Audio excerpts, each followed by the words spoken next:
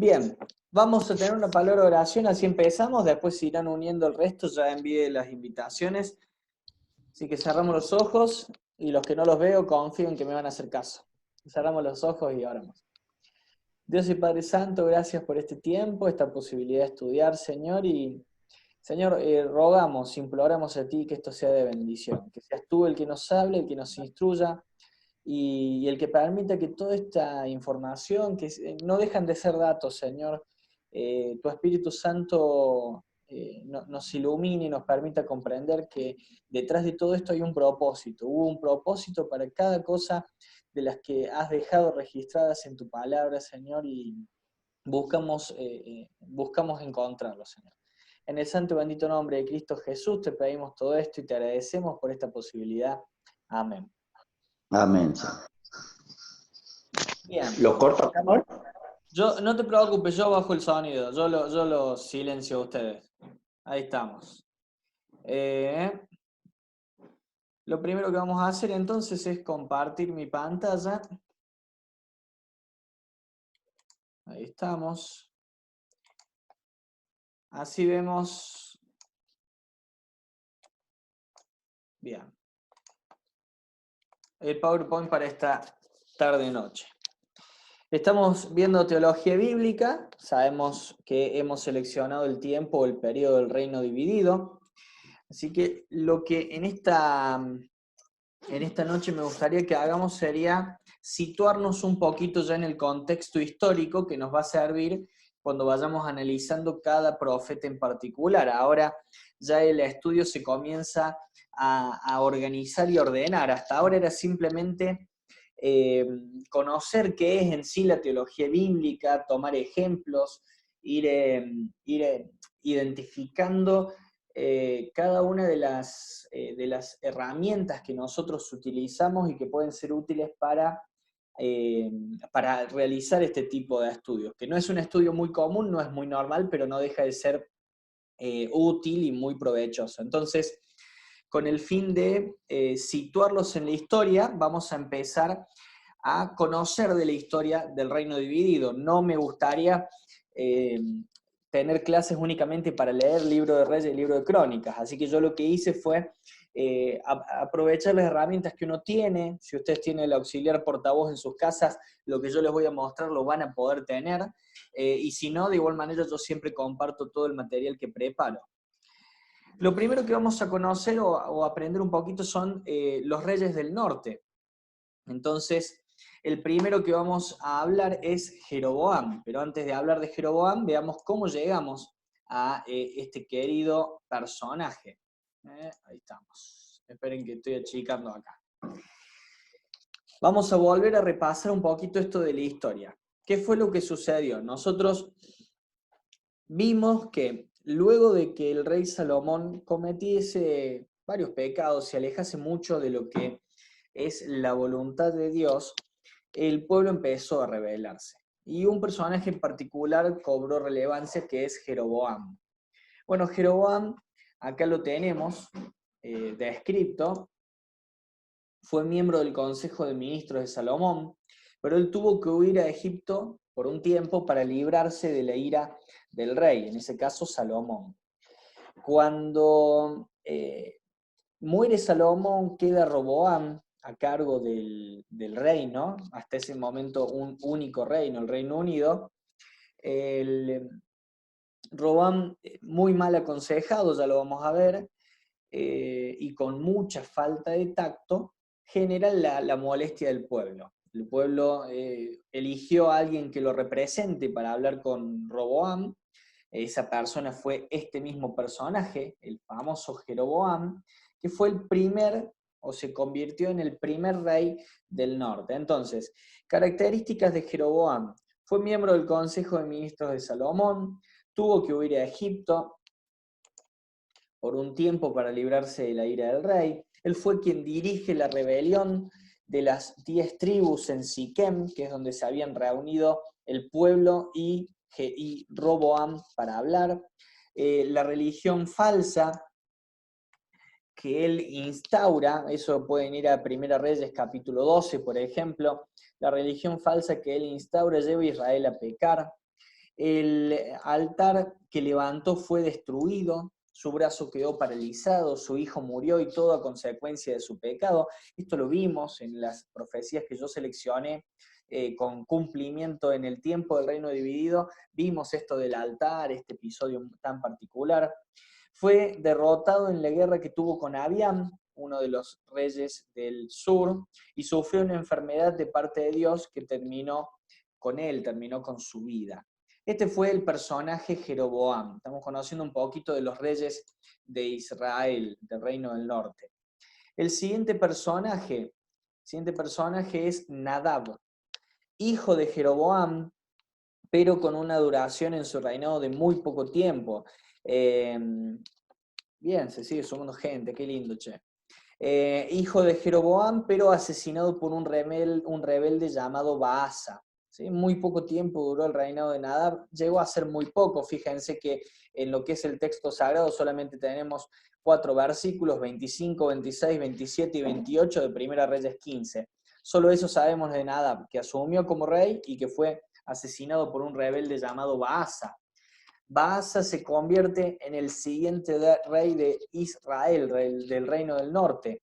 Ya él tiene un reinado un poquito más prolongado, 24 años. Fíjense que arriba a la derecha en el PowerPoint tienen la fecha de inicio del reinado, fecha de finalización, el tiempo que duró su reinado y las citas bíblicas en donde pueden encontrar este rey. Características a resaltar de Baasa. Bueno, mató a Nadab, el segundo rey del reino del norte, hijo de Jeroboam. Cumplió la profecía de Ahías. Ahías había profetizado que esto iba a pasar. Ahí tienen el texto bíblico en donde pueden o podemos encontrar.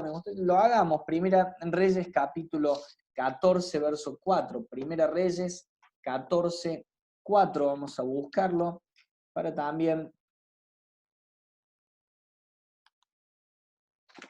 ir corroborando toda esta información. 14:4, la mujer de Jeroboam lo hizo así. Se levantó y fue a Silo, vino a casa de Ahías, y ya no podía ver a Ahías porque sus ojos se habían oscurecido a causa de la vejez. Ahías estaba viejo. 15:29.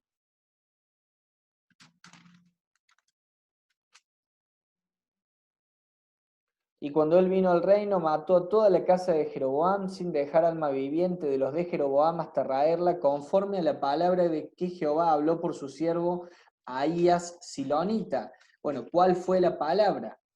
Luego de que la mujer de Jeroboam visita a Ahías, del verso 5 en adelante del capítulo 14, leemos 14:5 de Primera Reyes. Jehová había dicho a Ahías: he aquí que la mujer de Jeroboam vendrá a consultarte por su hijo que está enfermo, así y así le responderás, pues cuando ella viniere vendrá disfrazada. Bueno, y ahí sigue todo el relato, léanlo ustedes. Ahías profetiza la ruina de la descendencia de Jeroboam, y es Baasa el que cumple con la profecía. Baasa tuvo guerra con Asa, el tercer rey del sur. Son nombres muy raros, son trabalenguas, cuando los lees uno al lado del otro. Pero bueno, Baasa tuvo guerra con Asa, el tercer rey del sur. Edificó un muro para cortar el comercio con Jerusalén. Fue predicho que su simiente sufriría el mismo castigo que Jeroboam. Y si vamos a la siguiente plaquita, Ela tiene una duración, su reinado de 2 años. Fíjense, Jeroboam empezó a reinó una buena cantidad de tiempo, pero fue profetizado que su hijo sufriría la muerte por determinación divina. Nadab es el hijo de Jeroboam, tiene un reinado muy corto porque un rebelde termina con su vida. Baasa entonces se convierte en aquel que cumple la profecía que Dios envió a través del profeta Ahías. Se predice para Baasa de que su simiente, su hijo, sufriría el mismo castigo que Jeroboam. Ela, el hijo de Baasa, sufre exactamente lo mismo que Nadab. Fue asesinado por un rebelde cuando estaba embriagado. ¿Bien? Entonces, asesinado por un rebelde cuando estaba embriagado. ¿Quién fue ese rebelde? Bueno, ese rebelde fue Zimri. Cumple la profecía matando a Baasa, pero Zimri no tiene suerte. Si ustedes se fijan, Baasa cuando asesina a Nadab, tiene un reinado largo, de más de 20 años, pero Zimri tiene un reinado de una duración de 7 días. Se rebela, queda a cargo de la nación, pero solamente 7 días. Fue cercado en su propia casa por soldados rebeldes y se suicidó prendiendo fuego él mismo la casa. ¿Quién es el que sigue? Omri. Y este Omri hizo solamente 3 cosas, o podemos resaltar 3 cosas importantes de Omri. Y de las 3, 2 son totalmente olvidables. Primero, convirtió a Samaria en la capital del Reino del Norte. ¿Sí? Vamos de vuelta a la historia. Estamos hablando, volvemos atrás, nos retrotraemos hasta el tiempo del Reino Unido. Teníamos la única capital, Jerusalén. El reino se divide, queda Jeroboam a cargo de las tribus del norte y Roboam queda a cargo de las tribus del sur. De momento el reino del norte no tenía un lugar fijo más que el lugar donde el rey estuviese como capital. No había nada estipulado. Sí se podía identificar alguna capital, pero nada formal, nada oficial. Sabemos de que Jeroboam instala una nueva religión, este intento de que el pueblo no se le vaya a Jerusalén, al templo, entonces pone un altar en el sur, en Betel, y pone un altar en el norte, en Dan, casi en el límite norte de Israel. Estos 2 altares sirvieron para que la religión de Jeroboam se continuara y tuviera perpetuidad. Avanza el tiempo y llega Omri, mucho tiempo después. Recordemos que estamos hablando ya del 5º rey del Reino del Norte, y es Omri el que se encarga de establecer Samaria como la capital de ese reino. Lo otro para resaltar de él es que fue el rey más poderoso de su tiempo, incluso en comparación con el reino en vigencia en el sur. Y lo tercero, que es donde comienza lo triste de esta historia, es que él arregla el matrimonio de su hijo Acab con Jezabel, hija de un rey pagano. Creo que aquellos que son lectores de la palabra saben lo que fue Jezabel. Jezabel, una mujer totalmente olvidable. Bueno, Jezabel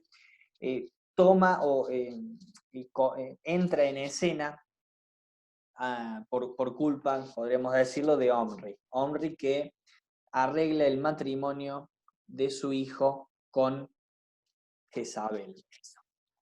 Cuando muere Omri, entra Acab en escena.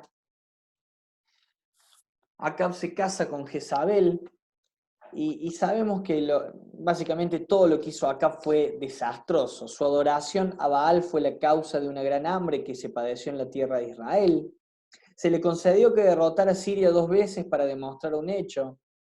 Metió al piadoso rey Josafat en un doble compromiso matrimonial y militar. Vamos a ver que estos últimos 3 reyes que vamos a mencionar del Reino del Norte tuvieron un convenio con Josafat, cosa que influyó en las cuestiones del reinado del sur. Pero vamos y avancemos con Acab. Entonces, adoración a Baal, derrota a Siria 2 veces, se lo concede el Señor, establece algún tipo de compromiso con Josafat, rey del sur. Su muerte a causa de sus pecados fue predicha por 3 profetas, o sea, 3 veces le avisaron de que se iba a morir. La muerte de su esposa Jezabel también fue predicha, en este caso por el profeta Elías, que lo conocemos todos. Experimentó una conversión superficial y temporal. Ahí sí vamos a leer 1 Reyes capítulo 21, verso 29. 1 Reyes 21, 29.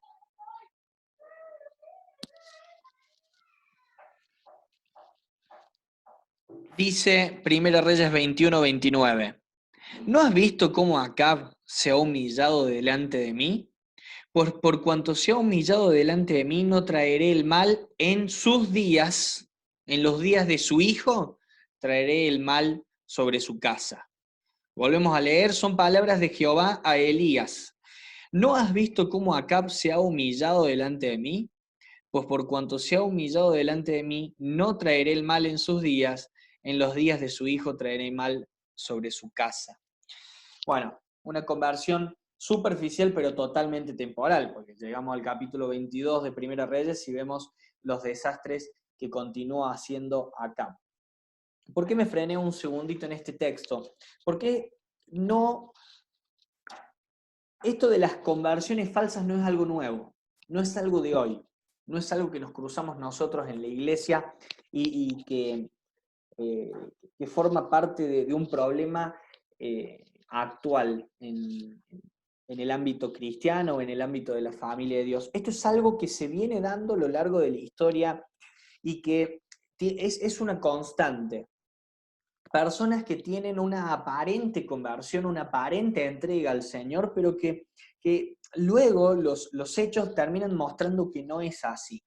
Recuerdan que con uno de los profetas, con Miqueas, vimos la descripción de los falsos profetas y fuimos también a Judas y estuvimos viendo mucho de estas cosas. Bueno, no vamos a hablar de Acab como un falso profeta porque no lo fue un rey simplemente, pero sí como aquel que engaña a través de una aparente conversión. Ojo, aquel que habla es Dios, o sea, Dios no se vio engañado, no es que Dios dijo, ¡ay, qué bueno, creyó en mí! Y después dice Dios, ¡ay, qué lástima, en realidad no había creído! O sea, la actitud de Acab lo único que hace es ganarse el favor divino para que el mal, el castigo que merecía toda su familia, no llegara en sus días. Pero aquellos que estaban en ese tiempo, que podían haber llegado a escuchar ese tipo de actitudes de Acab, podrían haberse visto engañados a través de esta falsa conversión, pero no dejó de ser algo falso. ¿Y cuál es la prueba o la evidencia de que esto fue falso? Que sus hechos jamás cambiaron. No debemos olvidar que la obra salvífica es exactamente la misma, antes y después de Cristo. El justo por la fe vivirá, lo resalté varias veces a lo largo de todo este estudio. Entonces, la persona que cree, la persona que es salva, que el Señor toca, que el Señor salva, cambia. Cambia. No hay vuelta que darle. Y con Acab no se vio ningún cambio. Si uno se pone a estudiar la vida de Acab, va a ver que en capítulo 21, verso 29, la humillación de Acab, y leemos capítulo 22, verso 1, un desastre. Acab jamás fue distinto. Debemos ser insistentes en esto, en identificar el cambio en la persona que se ha convertido. Lo fue importante en el tiempo del reino dividido y lo sigue siendo hoy. Finalmente, Acab muere en el campo de batalla en guerra contra Siria.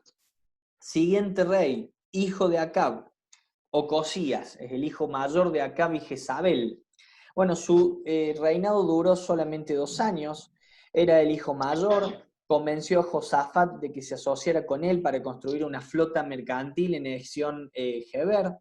Se volvió el dios pagano Baal-Zebú buscando curación, pero fue reprendido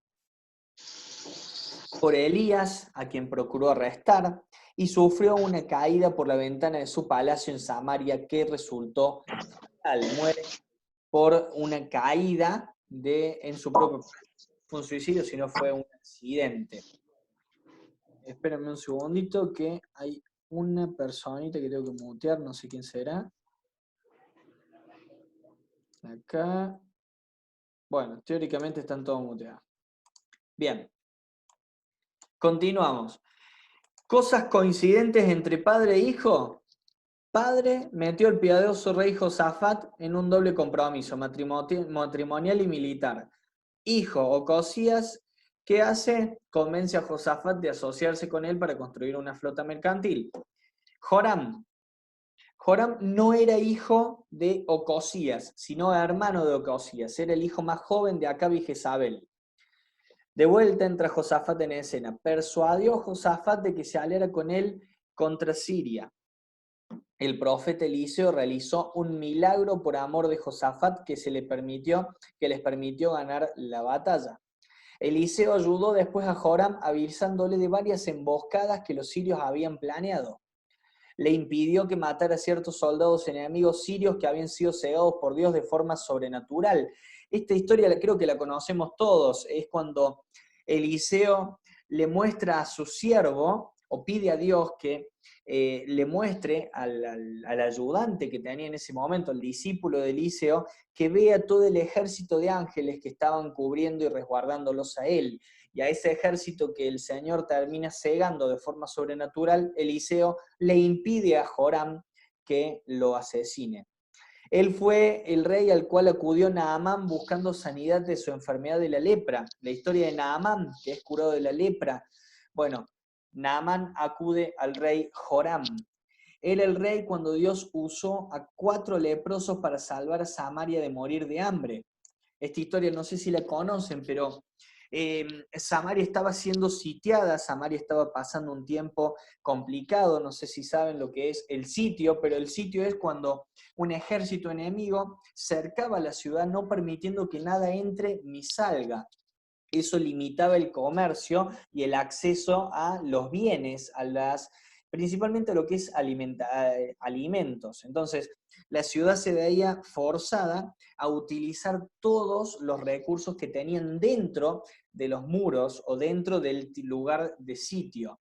Eso, con el tiempo, los sitios llegaban a durar años, con el tiempo producía escasez, pasaban cosas terribles dentro de la ciudad, pero bueno, Samaria estaba en un tiempo de sitio, en un tiempo de escasez, de preocupación, y Dios de manera sobrenatural había hecho que el enemigo, que el pueblo que estaba cercando a Samaria, escuchara ruidos como de carros, como de un ejército, pensara que Israel se había aliado con otra potencia, otro reinado mayor y superior, entonces todos huyen.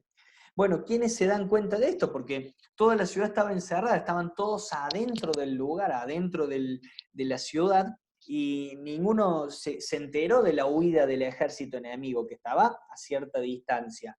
Bueno, 4 leprosos, dando vuelta, deambulando, se encuentran con el lugar donde estaba postado el ejército enemigo totalmente desierto. Entonces empiezan a disfrutar, empiezan a comer, empiezan a hacerse de bienes, y uno de ellos toma conciencia y dice, pará, no podemos dejar que nuestra ciudad muera de hambre, porque la ciudad seguía encerrada, las personas seguían pasando hambre, seguían pasando necesidad, entonces estos 4 leprosos van y dan el anuncio a Samaria de que el enemigo se había ido. Bueno, hasta ahí la historia. Finalmente Joram es asesinado por Jehú en Jezreel. Hasta ahí la historia de Joram, rey del norte. Bueno, vamos a contar la cantidad de reyes que hemos visto. Jeroboam el primero, Nadab el segundo, vamos 2, Baasa, Ela, Simri, Omri, ya vamos 6, Acab, Ocosías y Joram.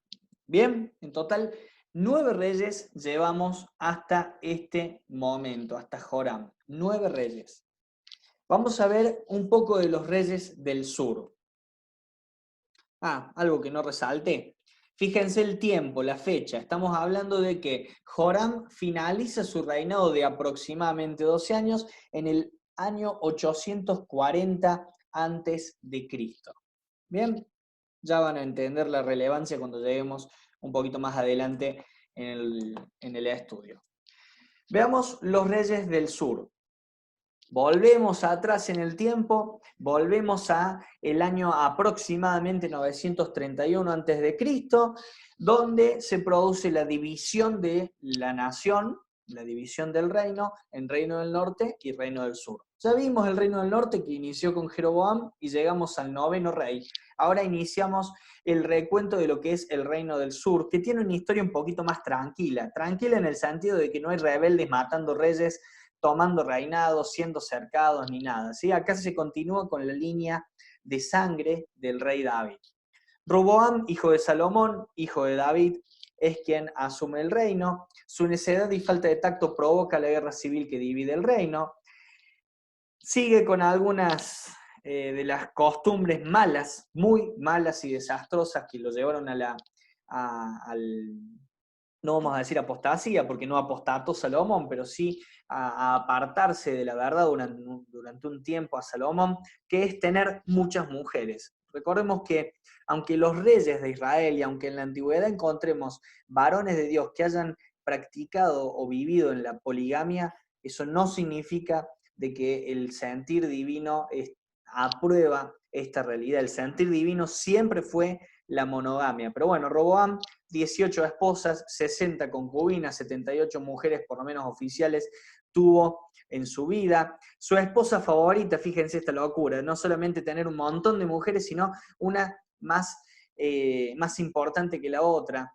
Su esposa favorita fue Maaca, hija de Absalón, creo que todos conocen a Absalón, hijo de David, aquel que se rebeló y terminó siendo asesinado por uno de los del ejército de David. Vio su reino y capital, Jerusalén, invadidas por Sisac de Egipto. Siguiente rey, hijo de Roboam, fue Abiam. Abiam derrotó en batalla, mediante intervención sobrenatural, a Jeroboam, rey del norte. Si volvemos atrás, a Jeroboam, yo acá les dije, fue derrotado en la guerra que tuvo con Abiam, segundo rey del reino del sur. Volvemos otra vez con Abiam. A pesar de la ayuda que recibió de Dios, degeneró en un rey impío. Lamentablemente, Abiam, con muy malos ejemplos en su hogar, tanto su padre como su abuelo, se alejó de Dios a pesar de ver el obrar divino. Solo 3 años de reinado. Llegó Asa. Asa fue el primer rey piadoso de Judá. ¿Sí? Cuando se divide el reino del norte Israel, reino del sur Judá, bueno, el primer rey piadoso es el tercero. 41 años de reinado, mucho tiempo realmente. Dirigió a Israel a un avivamiento. Fue un gran constructor, vio cómo Dios respondía a su oración librando a Jerusalén de un ataque de los etíopes. Segunda Crónicas 14:11. Depuso a su abuela, fíjense esto que importante, y acá vamos a sacar otra instrucción y enseñanza. Depuso a su abuela Maaca por su idolatría. ¿Bien? Es Cristo, entre muchos otros santos de la antigüedad, pero Cristo, nuestro Dios y Salvador, el que deja una enseñanza importante de que debemos amar a Dios por sobre todas las cosas, incluso, y creo que queda claro por el hecho de decir por sobre todas las cosas, pero incluso por encima de la familia. A este rey, Asa, no le tembló el pulso cuando tuvo que deponer de su lugar a la abuela Maaca, que era idólatra, que era pagana, y a pesar de que era la preferida de su abuelo, a pesar de que era la que más habían querido, a pesar del lugar que había concedido Maaca, cuando Asa toma el lugar de rey, cuando Asa toma las riendas de la nación, quita de en medio todo lo malo. Y lamentablemente, digo lamentablemente porque estamos hablando de una persona, lamentablemente parte de lo malo era su abuela. Y la quita del lugar de influencia en el que estaba. Bueno, más tarde cae moralmente, ¿sí? Asa tiene una caída, lamentablemente, cuando arroja en la cárcel a un profeta que lo había amonestado. Asa es amonestado por un profeta denuncia algo de su vida, y Asa responde de manera incorrecta. Acá vemos algo yo creo que muy importante para resaltar del rey David. Recuerdan que no sé si la clase anterior o la otra, yo les dije que una de las características relevantes del tiempo del reino dividido es que el parámetro que Dios usaba para medir a un rey siempre fue el reinado de David o la persona de David, el ministerio que llevó a cabo David. Y cuando David fue reprendido por un profeta, recuerdan el episodio con Natán, luego de ese año triste en la vida de David, ese año después de haber hecho matar a Urías, cuando Natán amonesta a David, David se arrodilla y pide perdón, pide clemencia. El Salmo 51 nos relata y nos describe el sentir que existía en el corazón de David cuando fue denunciada su impiedad. Bueno, Asa no reacciona de la misma manera. ¿Sí? Fue el primer rey piadoso, fue piadoso, no podemos negarlo, pero no reacciona de la misma manera. Incluso su muerte se produce por rehusar confiar en Dios. Él estaba enfermo, se enferma de los pies, y él no quiso confiar esa enfermedad a Dios, no quiso acudir a buscar ayuda en Dios. Triste, pero eso fue lo que sucedió. Bueno, y acá un personaje que nombramos mucho.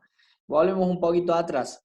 Acab, Ocosías y Joram convencieron a un rey del sur de aliarse con ellos. Ninguno de estos tres era digno de fiarse. Bueno, lamentablemente Josafat algo vio en ellos. Se instituyó Josafat un programa de educación religiosa nacional, enviando maestros que enseñaran la palabra de Dios en todo en la extensión del territorio de Judá. Esto fue importantísimo, esto realmente fue muy útil.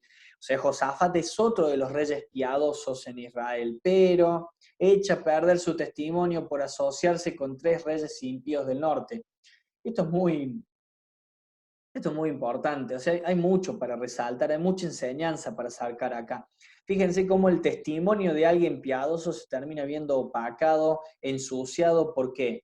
Y se ve ensuciado por asociarse con gente impía. Lo que hacía Josafat era bueno, pero las personas con las que Josafat se codeó, las personas en quienes Josafat confió, las personas que se ganaron la confianza de Josafat, eran impías, eran totalmente ajenas al sentir divino, y bueno, eso echó a perder su propio testimonio. Josafat hizo algo muy particular que hoy sería aplaudido hasta por los inconversos. Nombró líderes religiosos por un lado y civiles por el otro, reconociendo así la separación de iglesia y Estado. Cabe resaltar que aunque a los fines prácticos en una nación puede ser útil esto, desde la óptica divina esto no es lo que Dios quiere. Recordemos que Dios lo que siempre quiso para su nación, para su pueblo, es una nación teocrática. Él jamás quiso que la forma en la que el pueblo debía acercarse a Dios estuviera separada de la forma en la que el pueblo era gobernado. El periodo de los jueces es un desastre porque cada uno hacía lo que bien le parecía, ninguno seguía la ley de Jehová, pero si todos hubiesen seguido la ley de Jehová, el pueblo hubiera tenido un orden maravilloso. Como lamentablemente el hombre necesita de alguien que lo gobierne y que lo maneje, bueno, ninguno de los ejemplos bíblicos, ni siquiera el rey David, va a ser la muestra clara de lo que sería un reino correcto, un reino según el sentir divino, sino que es el milenio, y ya nos estamos yendo al futuro, algo que no sé cuándo llegará, pero sé que es cierto. Nos vamos al milenio, el único momento en el cual vamos a conocer lo que es el reino según la óptica divina. ¿Por qué? Porque vamos a tener a nuestro Rey y Dios, ninguna separación iglesia-estado, vamos a tener a Dios reinando, Dios estableciendo lo que es correcto y lo que no, y Dios poniendo los límites cuando algo se vaya del lugar. Pero bueno, Josafat, ¿qué hace? Nombra líderes religiosos y civiles y divide lo que es la iglesia y el Estado. Cuando Jerusalén se vio amenazada por una invasión moabita, oró al Señor y Dios intervino de forma sobrenatural. Bueno, vemos acá que en tiempo de crisis acudió a Dios, distinto de Asa, su padre, que en tiempo de crisis rehusó confiar en Dios. Ahora, fíjense esto relevante, ¿no? Si ustedes van a la fecha en la cual Josafat termina su reinado en el 848 aproximadamente antes de Cristo. Estamos hablando de ¿cuántos reyes? 1, 2, 3, 4 reyes en el sur, mientras en el norte tuvieron 9. Vamos a dejar de compartir. Claramente, el hecho de que el reino del norte se haya alejado tanto de Dios influyó hasta en las cuestiones políticas. Es importantísimo notar esto, que el autor de Reyes y también el de Crónicas lo resalta, y el autor divino, que es nuestro Dios y Salvador, también inspira a los autores a que lo dejen plasmado en la Escritura.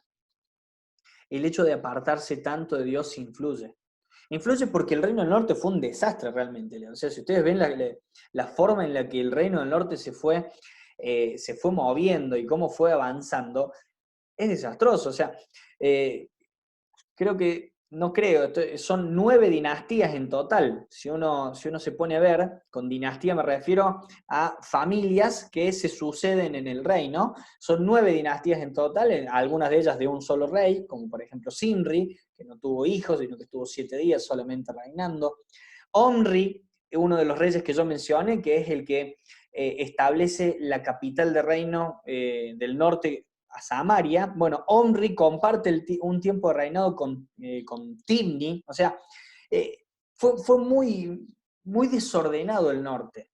Y obviamente tiene mucho que ver el hecho de que se haya apartado tanto de Dios. No debemos olvidarnos de que no dejaba de ser parte de Israel, parte del pueblo que Dios había escogido. No es que como Dios dejó por amor a David, las 2 tribus del sur son las únicas 2 tribus que el Señor escogió. O sea, hasta tanto la iglesia no toma protagonismo, que esto es después de Hechos capítulo 2, Israel todo es el pueblo escogido de Dios, y el reino del norte y el reino del sur. Mientras el reino del norte estuvo gerenciado, liderado por estos malos ejemplos de referente y de líderes, y bueno, las consecuencias llegaron porque la ley se seguía aplicando, por lo menos desde la perspectiva divina, en el norte. No solamente se aplicaba en el sur, no porque Jeroboam estableció una nueva religión, Dios dejó de administrar a su nación de otra forma. Eso a veces nos olvidamos.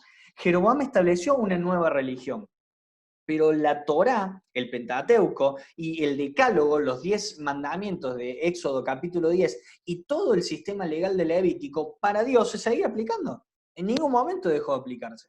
Es más, cuando ustedes van al 721, 722 a.C., llega la invasión a Asiria, al reino del norte, como consecuencia de su pecado. No llega porque tenían unos reyes que hacían malos negocios. O sea, sí, fueron consecuencias de decisiones que ellos tomaron.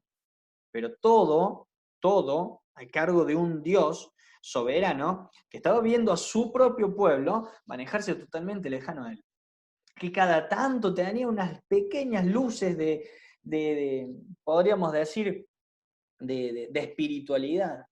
Que cuando recibían alguna denuncia de algún profeta, hubo profetas en el norte que estuvieron denunciando mucho de aquello que estaban haciendo mal, bueno, se volvían a él. Muchos del pueblo reaccionaban.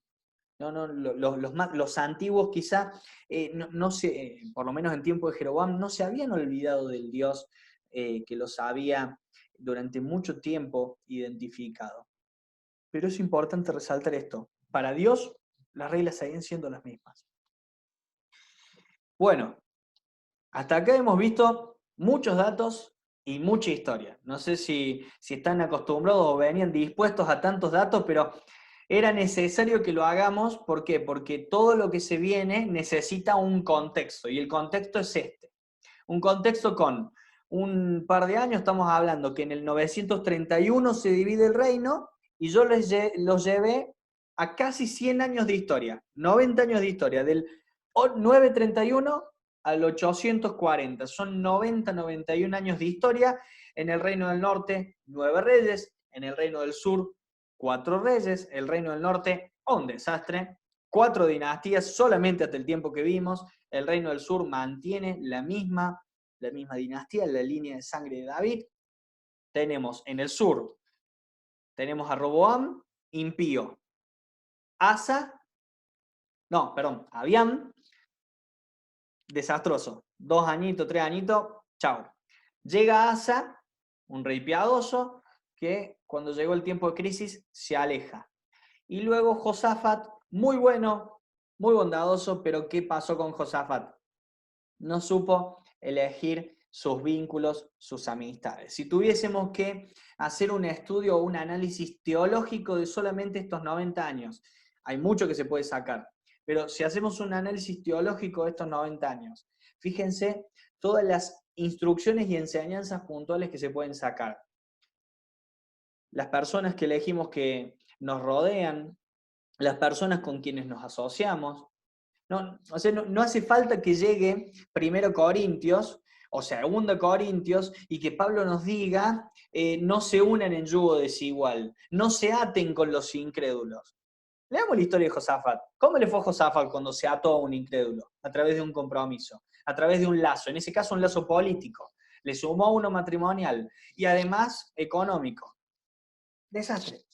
O sea, necesito solo el tiempo del reino dividido para saber que lo mejor sería no asociarme con incrédulos, no noviar con incrédulos, no confiar en incrédulos. Todo bien. No nos vamos a alejar de esas personas. Hay muchas personas en las cuales podemos tener cierta confianza, relativa confianza. Pero hay que tener mucho ojo, hay que tener mucho cuidado. No hay ningún ejemplo bíblico que se haya atado a un inconverso y que le haya ido bien. Otra instrucción que sacamos, las cuestiones de familia. Cuán importante es que sepamos poner límite a las cuestiones de familia. La familia es hermosa. Amo a mi familia, pero el día que mi familia no represente al pueblo de Dios, mi familia no debe ser algo que influencie. Y si afecta a mi ministerio, mi familia debe conocer que hay un límite. Si mi abuela Maca está haciendo desastre, mi abuela Maca tiene que salir del medio, la tengo que sacar. Si el Señor me ha dado la posibilidad de poner ese límite, lo debo hacer. Si no estoy en un lugar de autoridad y no tengo la posibilidad de poner ese límite, bueno, pongo el límite para mi vida, no dejo que me influencie. No debe haber sido fácil. Ustedes piensen que no es fácil agarrar y mirar a tu abuela y decirle chau. Es más, para que llegue esa instancia, debe haber pasado un montón de cosas que la Biblia no relata, muchas cosas previas. Cuando el rey empieza a limpiar la nación de todos los desastres de su papá y de su abuelo, ¿qué pasa? Y aquellos que no son del mismo sentir, que no siguen a Dios, y empiezan a hacer la contra. Hubo muchas instancias previas que se tuvieron que dar para llegar al momento en el cual este rey decidió ponerle fin al trabajo de Maaca. Y otra cosita que resalte, si estamos haciendo un análisis teológico de doctrinas o de enseñanzas, es esta cuestión de las falsas conversiones. Es muy importante ver e identificar que incluso en el periodo del reino dividido, una conversión real se verifica a través de un cambio en las personas. Las personas tienen que cambiar. ¿Por qué? ¿Porque lo dice Jere? ¿Porque hay un manual que lo diga? No, porque no puedo creer de que nosotros depositemos fe en un Dios que no tiene la capacidad de agarrar a una persona y darla vuelta. Si no estamos creyendo y depositando nuestra fe en un Dios que es totalmente impotente y que depende de nosotros. Es un Dios que se ve limitado por nosotros. Es un Dios que nos transforma, pero nosotros le vamos diciendo hasta qué medida. El Señor te transforma por completo. Obviamente que los ecos de nuestra antigua naturaleza siguen teniendo impacto. ¿Por qué? Porque fueron hábitos que nos acompañaron todo este tiempo. Y aunque estamos hablando de dos naturalezas distintas, aquella en la cual hoy estamos y aquella que está muerta, no deja de ser aquello que nuestro ser estuvo acostumbrado durante toda nuestra vida. Entonces, todos aquellos antiguos hábitos y esa inclinación que nosotros tuvimos durante mucho tiempo, sigue teniendo algún eco, alguna manifestación, porque no se produce un reseteo o un formateo, para hablar bien. ¿Sí? Lo que estaba antes está. Entonces es necesario que nosotros ejercitemos en lo que es la piedad. Pero el Señor cambia las vidas. Si Acab se hubiese convertido, primero que le echa a Jezabel, pero bueno, no lo hizo. Vimos que en el sur echaron a su abuela, Acab tendría que haber echado a Jezabel. Bueno, segundo, que no podría haber continuado de la forma en la que venía. Caminaba para allá, ahora caminaba para allá. Esa es la conversión real. Lo que dice hechos, la palabra en griego, metanoia, un cambio en la disposición de nuestra mente. Estamos yendo para este lado, mi inclinación va hacia allá, hoy mi inclinación va hacia el lado opuesto. Eso no se ve en Acab. ¿Alguna duda o consulta dentro de todo este caudal de información? Ya les voy a pasar el PDF y el PowerPoint y van a poder repasarlo tranquilos. Sí, yo tengo una pregunta. Emma. Que me la sigo acordando. Cuando hablaste sobre que el rey expulsó a su abuela, y que es cierto que en ciertos casos nos dice que se rebelaron y eso, ¿también hubo matanza? No, en esa historia particular no necesariamente, no la hubo y no necesariamente tuvo que suceder eso. Cuando él la depone, él la quita del lugar de privilegio que Maaca ocupaba. ¿sí? El relato en este caso puntual no se vieron forzados nadie a matar a nadie. Y por favor, si tienen familiares inconversos, no es lo que estoy diciendo. Simplemente que es importante saber limitar esas cosas. Cuando estamos hablando de un lugar como el que ocupaba este hombre, que era un rey, y que tenía influencia sobre su pueblo y la posibilidad, la capacidad de tomar decisiones, y bueno, entonces Asa se vio en la obligación de quitar del lugar de preeminencia que ocupaba Maaca, ¿sí? Contrario al pensamiento que tenemos de que la mujer en la antigüedad no tenía ninguna influencia, eso no es real, es cierto, ¿no? O sea, claramente en la antigüedad la mujer ocupaba un lugar muy distinto al que debía ocupar y debe ocupar, pero la mujer tenía influencia, sino ¿qué hacemos con Jezabel? La guardamos en un closet, o sea, Jezabel fue más que influyente, incluso más que Acab. Jezabel fue quien estaba a cargo del reinado. Vamos a ver que en el Reino del Sur hay incluso una mujer que queda a cargo como reina, o sea que no es que las mujeres no hacían nada.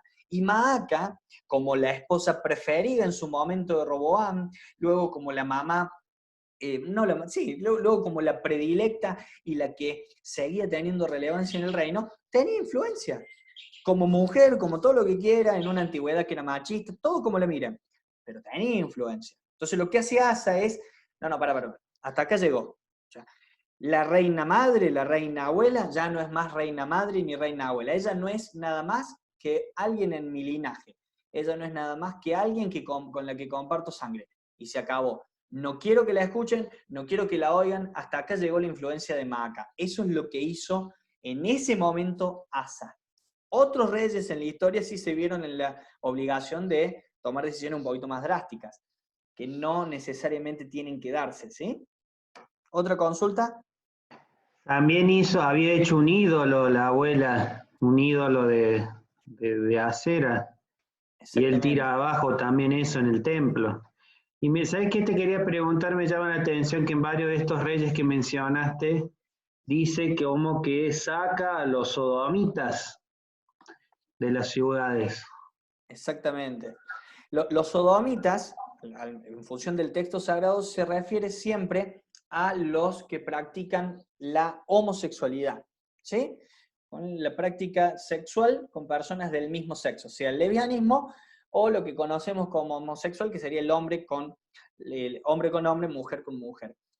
Siempre el sodomita es aquel que practique las relaciones sexuales contrarias a la voluntad divina. Incluso, y creo que la única menor de edad, y te pido mil disculpas, Debo, pero ya estás casi en la mayoría, la zoofilia. O sea, todas las aberraciones que sexualmente se podían cometer, hasta el mismo incesto, relaciones intrafamiliares, eran las prácticas que la Biblia identifica como prácticas sodomitas, recordando y evocando Sodoma y Gomorra, lugares donde la perversión sexual había llegado a un punto totalmente fuera de lo que sería la imaginación nuestra. Entonces, sí, todo esto lo que hacían era limpiar estas cuestiones.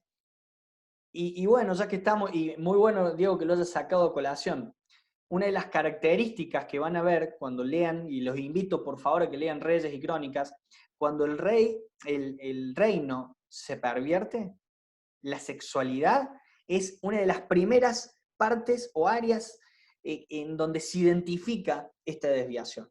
Es increíble cómo esa es uno de los principales síntomas. Incluso cuando hablamos de los falsos profetas, fíjense, una de las principales características del falso profeta es que se deja llevar por sus inclinaciones, sus pasiones. Y en las cuestiones sexuales, el falso profeta es un desastre, ¿sí? Es un total desastre, un pervertido o pervertida, si fuese una falsa maestra. Y eso es lo que pasaba en la nación. Entonces, cuando venían estos reyes puros, Asa, Josafat, y ya veremos, ni hablar Josías, empezaban a erradicar y los echaban a todos. Si no los mataban, los echaban.